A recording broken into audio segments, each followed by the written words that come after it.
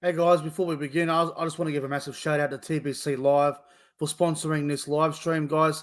TBC Live is a fantastic way to interact with all your favorite rugby league content creators, including myself, and there's a lot of other great content creators on the app as well. So, guys, get on to the App Store today and download TBC Live and come predict the outcome of NRL games as they're live.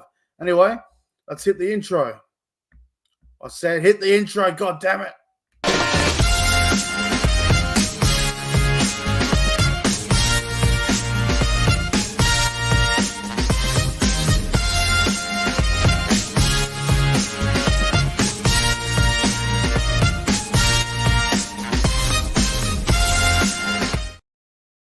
Well, that was some Super Saturday. What about all the chaos that happened today? My goodness.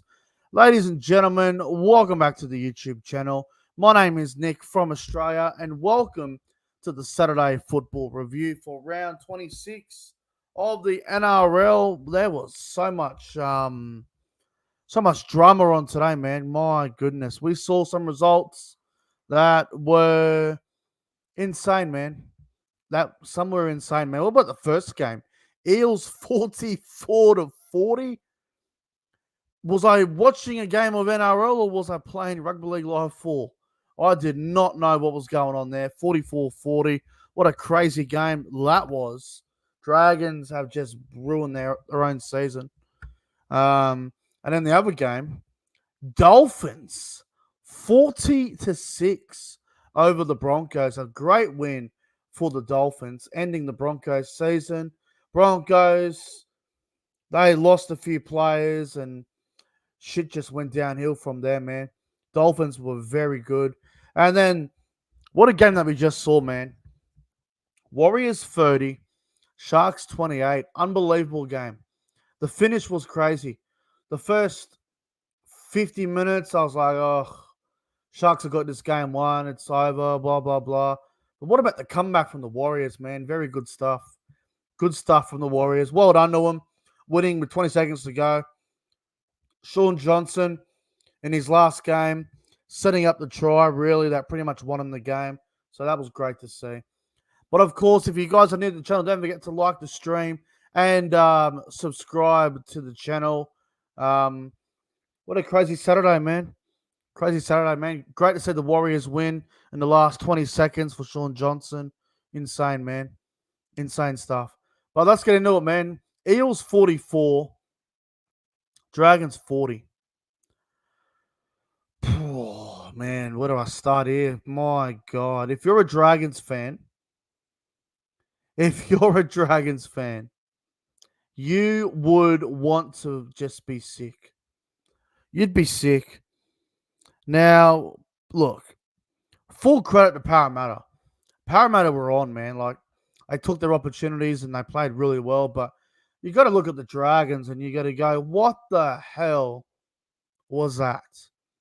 The Dragons had an opportunity to win tonight, and then all they would have had to do next week was beat Canberra, and they're in the semis. But no, they have now made it very hard for themselves, and it's going to be very hard for the Dragons to get in the 8. Now, they're going to need the Knights to win against the Dolphins next week, and the Dragons will have to beat Canberra. I'm pretty sure that's the scenario. I'm going to have a look at the ladder, but what a wild old game. Now, there was 9 tries to 7. 9 tries to 7. Parramatta's goal kicking kept this game from being 50, man. Now, I'll try and get through every try scorer, man. It was unbelievable. So, Will Penasini scored. Sevo got a hat-trick. Gutherson got 2. Jake Taggart got 1. Sean Lane got 1. And Dylan Brown got 1. And for the Dragons, tries to Connor Mulhousian. Sorry if I pronounced that wrong. Zach Lomax got 1. Matthew Feagai got a hat-trick. And Tyrell Sloan got a double. This game was absolutely utter chaotic. I don't think I've seen a more chaotic game this season. Like, I know there's been a lot of games where there's been some teams that had a decent lead and they nearly blew it or they did blow it. And this game was one of the most it was one of the most chaotic games I've ever seen. If you were at this game, you would have been entertained through the roof. You would have been really entertained by what you saw. But you would have been disgusted with the defense. 44-40. Now, I don't want to kick the Dragons while they're down, but all the Dragons had to do was beat the team that was second last, and the destiny's in their hands for next week. But no, they blow it. They blew it. Parramatta played well. Fair play to them. Good on Parramatta. Obviously, we've got the Spoon Bowl next week, where it's whoever wins out of Tigers Eels will avoid the wooden spoon. Loser will come last. That is official next week. The Spoon Bowl should be bloody entertaining, to say the least. But my God. My bloody God. So, well done, Parramatta. Dragons, I saw Shane Flanagan in his press conference. He was absolutely filthy. He apologized to the fans and the members and all the Dragons people. So, fair play to Flano for standing up what he believes in. But that was so poor. That was absolutely poor as it gets. Now, yeah, look, there's not much more to say about this game, man. It was just high scoring, full of attack.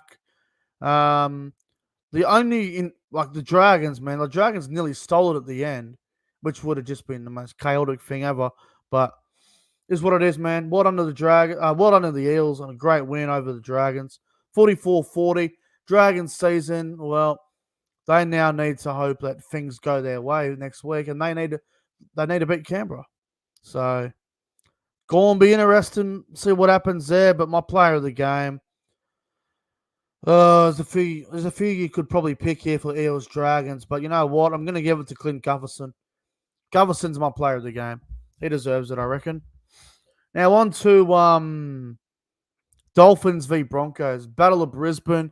50,000 fans in attendance, so good to see a really big crowd for a local derby up there. Obviously, one of the new rivalries in the NRL. I think it was the fourth clash between the Dolphins and the Broncos. Broncos obviously 3-1 in the battle there. Man, the Broncos, they were poor, man. They were really, really poor, and I think they would probably even say themselves that they were poor. Now, look, I know. They did lose Adam Reynolds for 15 minutes, and Staggs went off injured. But even before that, they weren't looking all that slick. And the Dolphins were on, man. The hammer was outstanding at left center. Herbie Farnworth was a handful. Everyone just did their job, and the Dolphins made a lot of changes going into this game, and I questioned it. But you know the old saying, you don't question Wayne Bennett.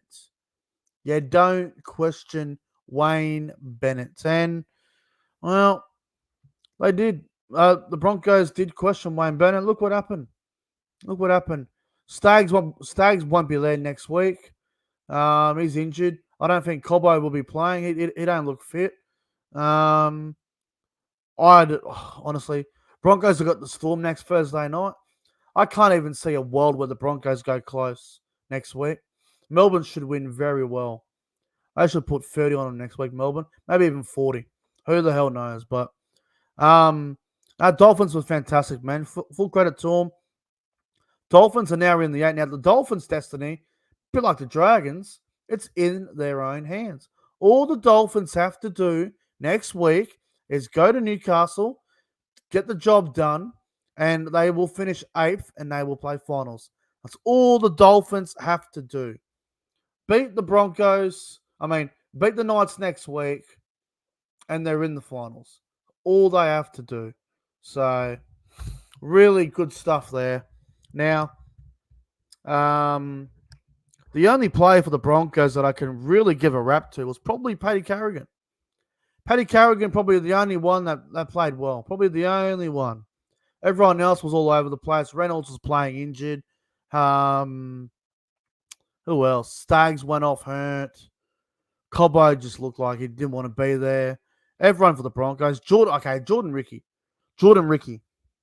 Seriously, Jordan Ricky might be one of the worst second rowers in the NRL at the moment, especially this season.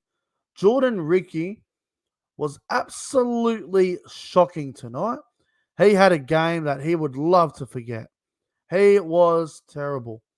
So, look, man, the Broncos have got to go to the drawing board and they got to review everything that's happened this season and they need to make some changes, bring in some new players, get rid of some dead weight and try and get their stuff underway again because you look at the Broncos team, man, when they got their full roster, Reece Walsh, Ezra Mam, fit Adam Reynolds, when they got everyone on deck, they should be a team that's in the top 8. And I think they need to go to the market, look for a couple of better players, get rid of some dead weight, and just change a few things. So you can't go from a second spot finish last year to a grand final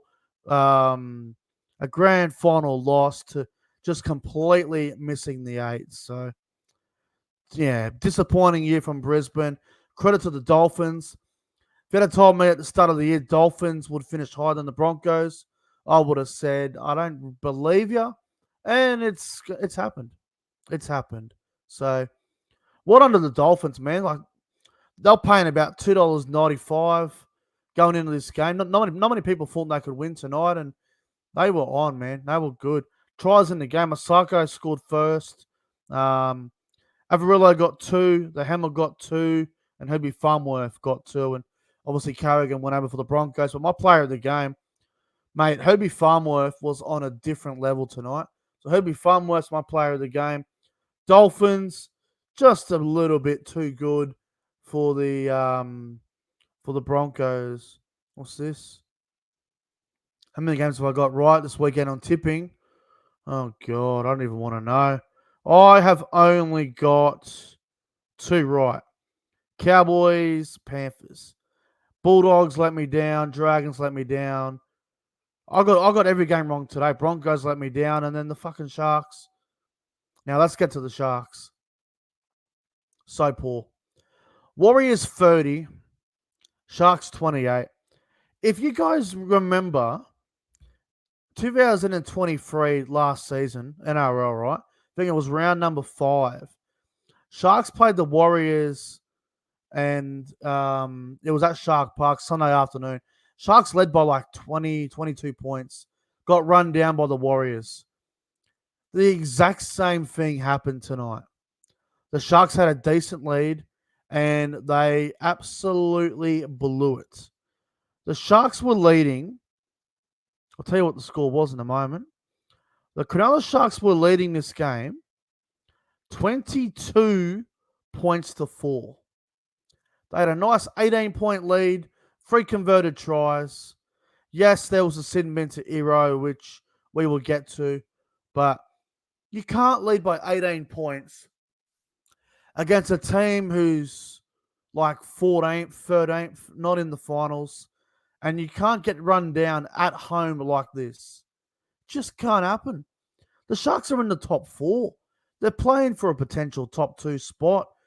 I know it's Sean Johnson's last game. I know there's a lot of emotion on the line here, and I understand it. But my God, you can't lead by 18, be in the top 4, lose to a team that was currently in the bottom 4 going into it, and they somehow lost. You wonder why, with all due respect to the Sharks, with all due respect to their fans as well, you wonder why nobody believes in them. You wonder why no one thinks the Sharks will do a damn thing in finals. Because nobody rates them. I think if the Sharks were playing a finals game next week against Manly, the Bulldogs, the Cowboys, the Roosters, no one would tip the Sharks. If you do, you're probably a Sharks fan, or you just don't trust anyone else. But you would not, like, if the Sharks were playing Manly, Cowboys, Dogs tomorrow, you wouldn't tip them against the beat. You wouldn't tip the Sharks to win. You wouldn't do it. If you do, you're a very brave man. You're a very, very brave man. Now, Sharks do play Manly next week at Brookvale Oval. Manly will be playing for a home final. Sharks are already locked in the top 4, unless the Bulldogs beat the Cowboys by 70, which probably lose my shit in a way that I can't even describe if that were to happen. But the Sharks are going to finish top 4. So what the hell happened here tonight? Like, unbelievable. Unbelievable. Sharks couldn't beat anyone in the bottom 8 right now. Maybe the Dolphins, but in saying that, the Dolphins did come back. Actually, the Dolphins did beat the Sharks back in round 15, I believe it was. But this was embarrassing from the Sharks. If you're a Sharks fan, you'd be embarrassed by tonight. You'd be really upset. You'd be disappointed with what's happened. And you'd be looking in the mirror and going, guys, we're in the top 4. What are we doing? What are they doing? Like, that was just so bad. They got lucky against Melbourne. The Sharks, at the time, SS Storm fan, I believe the Sharks were going really well. So I wouldn't say that. Sharks did have no Nico Hines in that game, but Nico Hines came back tonight and he did look good in periods. He really did. He did look good in patches, but it just wasn't the right keys to the to the kingdom. Just wasn't. Now, full credit to the Wires, man. Well done to the Wires. The Warriors were great. Good on them. I'm glad they won. Sean Johnson, final game in the Shire. You know, tough place to win sometimes, and thought the Warriors were very good. So they come back strong and they got it done. Sharks won't be happy, but they'll have to bounce back against Manly next week, because that is a big game. Manly v Sharks next week, the Battle of the Beaches. Really, really big game. So, what a game. Last 20 seconds, Warriors win the game. Good to see, man. Good to see. Now, the other thing the Sharks will be upset about is it was Cameron McInnes's milestone game, and they just dish up that crap. But you know what? McInnes will take the blame for this, because McInnes threw a stupid pass to Jack Williams, I think it was, and they dropped the ball. Warriors had a chance. They ended up scoring and winning the game. So I can talk about that. You know, McInnes has passed to Williams, whether it was a bad pass or whether he should have caught it or not. Why would you even pass the ball when you're leading with that amount of time left? Just take the ball up and carry it and get straight to the ground. That's all you got to do. So, disappointing stuff, man. But obviously the tries in this game, we saw tries for the Warriors. Metcalf, Dennis Lesniak got a hat trick. Nickel Klukstad got one. Montoya got one. And for the Sharks, Teague Wilton, Kayla Ero, Sam Stonestreet, Tom Hazelden. Stonestreet also got 2 tries, I should say. Now, with about 14 minutes to go, Ero was sin-binned for a high shot, which led the Warriors to scoring 2 tries and getting in front at one point there, 26-22. Do I think the Ero sin-bin was the right call? I do. He hit him in the head. Probably could have pulled out of it. Yes, Dallin may have slipped a little bit there, but shoulder to the head. It was pretty forceful the way it was coming across. It's not consistent. If you're a Sharks fan, you're probably blowing up about it and you're probably fuming. And I don't blame you, because we've seen shoulders to the heads. It's so inconsistent. We don't, honestly, if he's knocked out, you're probably in the bin if he's knocked out. But you can't predict it, man. You just don't know. Generally, you just don't know. But well done to the Warriors. My player of the game. Who do I give it to? You know what? I thought he played well. I'm going to do it just for a good story. I thought Sean Johnson actually did play pretty well, especially in that second half. So, Sean Johnson, my player of the game, in his final game of his NRL rugby league career. But that's where the review comes to an end, guys. Thank you all for watching. We've been on here for 20 minutes now. We're going to get on out of here. See you tomorrow for the Sunday football review. Anyway, enjoy the rest of your night, everyone. Take care. And thank you, Sean Johnson.